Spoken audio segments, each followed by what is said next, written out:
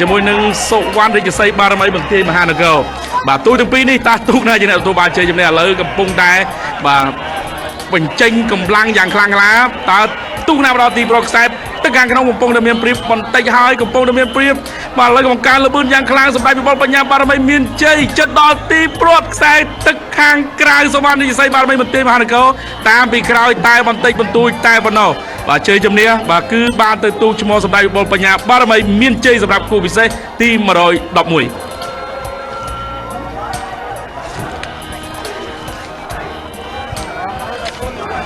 បាទ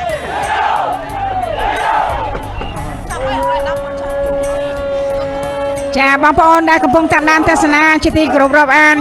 សូមបន្តតាមដានទស្សនាទូកប្រណាំងគូពិសេសដែលពេលនេះទូកបានឈានចូលដល់ទូកគូទី22ចាជាលេខរៀងនៃគូពិសេសប៉ុន្តែបើតាមការផ្គូផ្គងទៅតាមបញ្ជីរបស់គណៈកម្មការយើងបានឈានចូលដល់ទូកគូទី111បាទគឺមួយ3ដងចាមួយហើយគូពិសេសផែនទី2ហើយក៏ជើងទី2ផងដែរអ្នកខ្ញុំសូមជម្រាបជូនជ្រាបថាសម្រាប់ទូកគូទី22សម្ដេចវិបុលបញ្ញាបារមីមានជ័យដែលជាទូកស្ថិតនៅក្នុងស្រុកគិរីវង្សខេត្តតាកែវរបស់ឯកឧត្តមសុកសុកានប្រណាំងជាមួយនឹងសុវណ្ណរាជសីបារមីបន្ទាយមហានគរជាទូករបស់ឯកឧត្តមឧបនាយករដ្ឋមន្ត្រីកែកំយ៉ានចាអញ្ជើញមកពីខាងប្រទេសមានជ័យទូកគូពិសេសគូណាក៏ដូចជាគូណាល្អដូចតែគ្នាដូចគ្នាលឿនដូចគ្នាបាទបើអញ្ចឹងមិនខាគូពិសេសបានបាទចាអញ្ចឹងមិននិយាយថាគូពិសេសបានចាសភាពក៏ពិសេសចាសម្ដេចវិបុលបញ្ញាបារមីមានជ័យចាស្ថិតនៅខ្សែទឹកខាងក្រៅរីឯសុវណ្ណរាជសីបារមីបន្ទាយមហានគរបានដូរមកនៅខ្សែទឹកខាងក្នុងវិញម្ដងហើយសុវណ្ណរាជសីបារមីបន្ទាយមហានគរកាលពីជើងទី1ហ្នឹងបានចាញ់បង់ទៅលើសម្ដេចវិបុលបញ្ញាបារមីមានជ័យចារបស់ឯកឧត្តមសុកសុកានមួយជើងរួចមកហើយឥឡូវនេះឃើញថាលទ្ធផលនៅតែខ្សែទឹកខាងក្រៅបាទខ្សែទឹកខាងក្រៅជើងទី1យ៉ាងម៉េចដែរបាទជើងទី1ឈ្នះចាទទួលបានជ័យជំនះអញ្ចឹងបាទជើងទី2កំអាលបាទកំអាលសន្និដ្ឋានព្រោះទឹមឆ្លងកងព័ន្ធទី2បាទចាអាចខ្សែទឹកខាងក្រៅទៀតហើយបាទលទ្ធផលយ៉ាងណាយើងនឹងជម្រាបជូនចាំពេលក្រោយចាបងប្អូនបានតាមដានទស្សនាជ្រាបនៅបច្ចេកទេសអ្នកការអមរបស់ទូកដែលមានឈ្មោះថាសម្ដេចវិបុលបញ្ញាបារមីមានជ័យជើញមកពីខាងខេត្តតាកែវចាស្រុកគិរីវង្សនៅតែទទួលបានជ័យជំនះមានព្រៀបឈ្នះដដែលទៅលើទូកដែលមានឈ្មោះថាសុវណ្ណរាជសីបារមីបន្ទាយមហានគររបស់ឯកឧត្តមឧបនាយករដ្ឋមន្ត្រីកែកំយ៉ានទូកដែលឈ្នះអំបាយមិញនេះលោកជំទាវសម្ដេចវិបុលបញ្ញាសុកអានឧបត្ថម្ភប្រាក់ថែមទៀត5លានរៀលបាទដល់ទូកបាទឧបត្ថម្ភ5លានរៀលចាទេព្រាំងសីព្រាមច័ន្ទនិនមកក៏សូមថ្លែងអំណរគុណយ៉ាងជ្រាលជ្រៅផងដែរជូនចំពោះឯកឧត្តមនាយឧត្តមសេនីយ៍សៅសុខាដែលបានឧបត្ថម្ភនៅថវិកាក៏ដូចជាសម្ភារៈមួយចំនួននេះខ្ញុំសូមបន្តជម្រាបជូនទូកគូទី80ទូកគូទី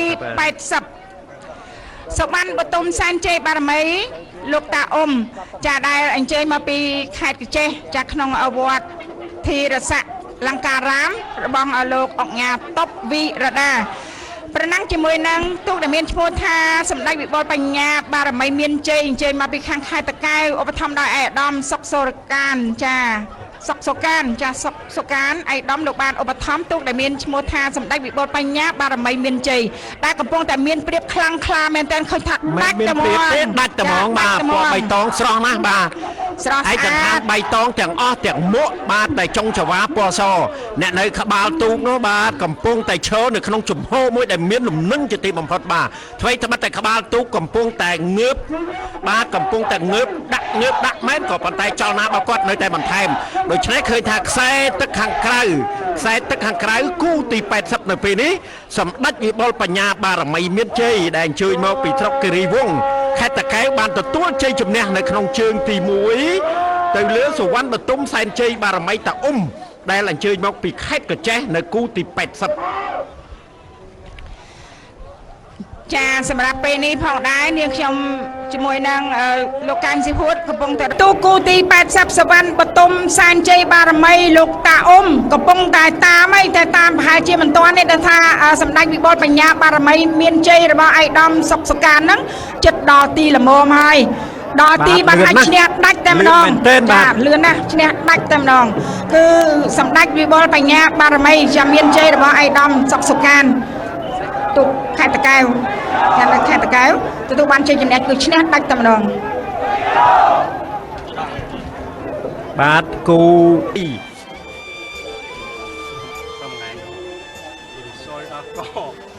มันដាក់មកលៀននៅណាណោះនិយាយញោមហែមកលៀនទៀតទៅឡើងទូហែមកលៀនទៀតសូមអនុញ្ញាតចូលមកដល់គូទី114ចាគូទី114នៅពេលនេះកំពុងតែបន្ថែមលបឿនយ៉ាងទន្ទឹមគ្នាបំផុតដើម្បីចាប់យោងឆ្លងកងព័ន្ធទី2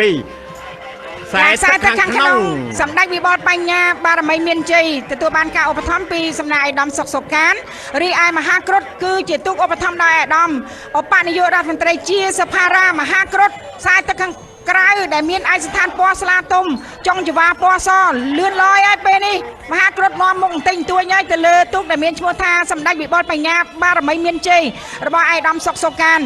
ឯកសណ្ឋានពណ៌បៃតងចុងចង្វាពណ៌សអ្នកបញ្ជាក្បាលទូកនឹងមើងម៉ាត់ណាស់ប៉ុន្តែបែបអត់ទាន់ទេទីប្រត់កម្មវិធីមែនទេហើយមហាគ្រុឌលឿនណាស់បាទឯកសណ្ឋានបាទពណ៌ថ្លាទុំមួកពណ៌លឿងខ្ចីបាទល្អទាំងឯកសណ្ឋានល្អទាំងញាប់ប៉ុណ្ណឹងហើយនឹងសម្រាប់មហាគ្រុឌបាទសូមអភ័យទោសបងប្អូនជាទីគោរពរាប់អាន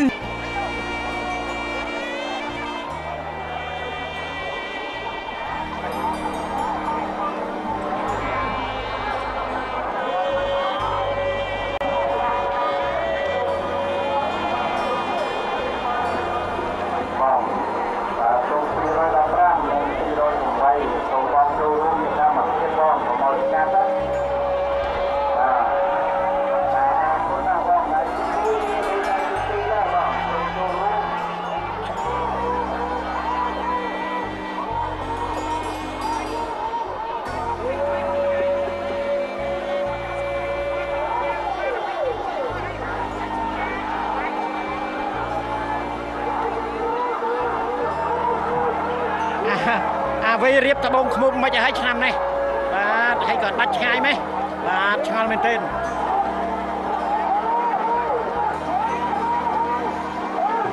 បាទខាងក្រោយនេះសិតតែឈ្មោះទូកដែលធ្លាប់មានប្រហាសនាមធ្លាប់មានឈ្មោះដោយឯកឧត្តមសុកសុកានទូកនៅក្នុងស្រុកគិរីវង្សខេត្តតាកែវចាស្ថិតនៅខ្សែទឹកខាងក្នុងគឺមានឯកសណ្ឋានពណ៌បៃតងស្រស់ប្រណាំងជាមួយនឹងខ្សែទឹកខាងក្រៅសារាយតេជោសែនជ័យរបស់សម្ដេចតេជោនាយករដ្ឋមន្ត្រីនិងឯកឧត្តមបណ្ឌិតម៉ៅភិរុនឃើញថាឥឡូវតាមហើយតាមទូកដែលមានឈ្មោះថាសម្ដេចវិបុលបញ្ញាបារមីមានជ័យរបស់ឯកឧត្តមសុកសុកានតាមហើយបែកទឹកសំពងប្រងព្រាតគឺជាទូកដែលមានឈ្មោះថាសម្ដេចវិបុលបញ្ញាបារមីមានជ័យរបស់ឯកឧត្តមសុកសុកានបាទសារាយតេជោសែនជ័យខេត្តកណ្ដាលបាទសម្ដេចតេជោបានឧបត្ថម្ភជាមួយនឹងឯកឧត្តមបណ្ឌិតម៉ៅភិរុនតាមអត់ទាន់ទេដាច់ឆ្ងាយណាស់ពាក់កណ្ដាលនៃទូកហើយចិត្តដាច់ចិត្តដាច់និយាយត្រង់ទៅនិយាយរួមទៅចិត្តដាច់តែម្ដងបាទវាឃើញសរសៃប្រហែលអាចកប់នៅស្មាឯងចឹងអត់ប្រអត់ដែរអត់សកប់ទេបាទសារាយតេជោសែនជ័យសុំជើងទី2បាទសុំជើងទី2ទៅបាទព្រោះអត់តន់ទេជើងទី1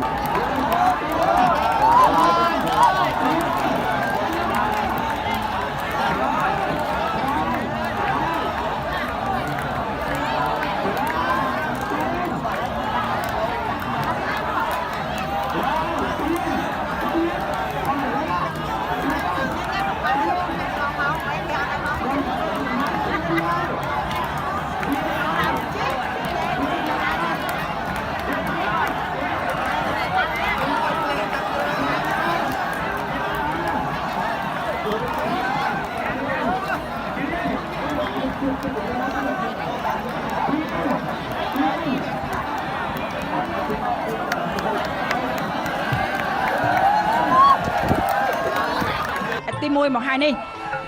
ទូកដែល មានឈ្មោះថាសម្ដេចវិបុលបញ្ញាបារមីមានជ័យរបស់ឯកឧត្តមសុកការអ្នកតំណាងរាជខេត្តតាកែវដែលឯកឧត្តមសុកការលោកបន្តវេនពីលោកឪពុកចាបានបន្តឧបត្ថម្ភនៅទូកសម្ដេចវិបុលបញ្ញាបារមីមានជ័យដែលជាទូកស្ថិតនៅក្នុងស្រុកគិរីវង្សខេត្តតាកែវប្រណាំងជាមួយនឹងខ្សែទៅខាងក្រៅប្រាសាទជាស្ដាមហាតេជោសែនជ័យចាឧបត្ថម្ភដល់ថ្លៃថ្លាពីឯកឧត្តមកតេនីតិកោសលបណ្ឌិតប៊ិនឈិនឧបនាយករដ្ឋមន្ត្រីចាលោកឧបត្ថម្ភទូកខ្សែទឹកខាងក្រៅដែលមានឈ្មោះថាប្រាសាទជាស្ដាមហាតេជោសែនជ័យឃើញថាខ្សែទឹកខាងក្នុងសម្ដេចវិបុលបញ្ញាបារមីមានជ័យគឺដាច់តែម្ដងមកដាច់ប្រាសាទចេស្តាមហាតេជោសែនជ័យចាដូច្នេះការអធិប្បាយរបស់នាងខ្ញុំដាច់យ៉ាងនេះហើយការសម្រុករន្ធើនក៏មិនសូវដោយសារថាដាច់ពេកចាដាច់ពេកកម្លាំងនៃទូករបស់សម្ដេចវិបុលបញ្ញាបារមីមានជ័យឧបត្ថម្ភដោយឯកឧត្តមសុកសុកាន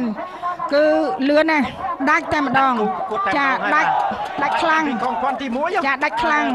ដាច់ឆ្ងាយណាស់បាទដាច់ឆ្ងាយណាស់ហើយសម្រាប់ទូកដែលឧបត្ថម្ភដោយឯកឧត្តមសុកសុកានហើយទូកដែលស្ថិតនៅក្នុងទីស្តីការគណៈរដ្ឋមន្ត្រីគឺច្រើនតែចំណុះទូកច្រើនតែក្រងទៅដោយឯកសណ្ឋានពណ៌បៃតងចាឯកសណ្ឋានពណ៌បៃតងចាអ្វីដែលសំខាន់ពេលនេះដាច់ហើយដាច់ឆ្ងាយណាស់ចាដាច់ឆ្ងាយសម្ដេចវិបុលបញ្ញាបារមីមានជ័យចាទទួលបានជ័យជំនះគឺដាច់អាចនិយាយបានដោយសារថា